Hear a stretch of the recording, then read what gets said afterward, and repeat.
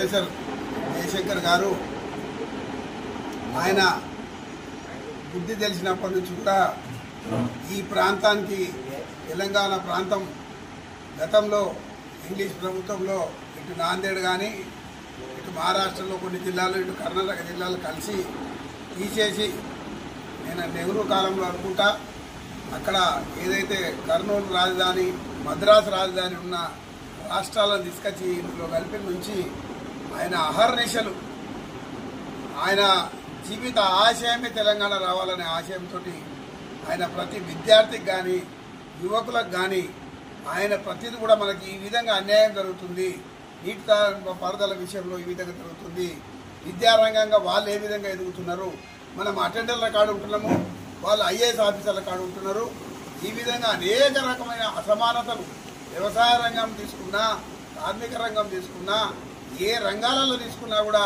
పూర్తిగా అనగారిపోతున్నాం. కాబట్టి ఈ ప్రాంత ప్రజలు భారతదేశ ప్రజలు గారా ఈ ప్రజలకు ఇంత వివక్ష జరుగుతుందనే ఆయన ఒక స్ఫూర్తితోటి మనం మొత్తం ఏ విధంగా అన్యాయం జరుగుతుందనేది కులంకషంగా ఆయన ఆలోచన చేసి కొన్ని బుక్స్ రాయడం కాక మరి అవేర్నెస్ తీసుకురావడం కాక మరి అప్పట్లోనే అందులోనే ఇప్పుడు మనకి మన గౌరవనీయులు మన బీఆర్ఎస్ సంస్థాక అధ్యక్షుల వారు కేసీఆర్ గారు మరి వారు ముందుకొచ్చి అంతకందుకు చాలామంది నాయకులు చేసారు, అమ్ముడు పోయినరు.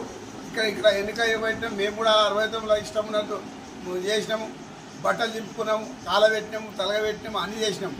ఏది చేసినా చెన్నారెడ్డి ఆధ్వర్యంలో పోయినరు, ఆయనతో అమ్ముడు పోయినరు, మా మీద కేసులు అయినాయి, వాళ్ళు పదవులలో ఉన్నారు. తర్వాత ఇంకా చాలామంది వచ్చారు. మరి కేసీఆర్ మేము ఇందిరమ్మ ఇచ్చినాము.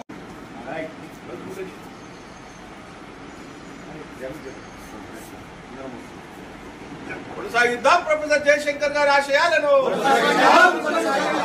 Professor Jayashankar sir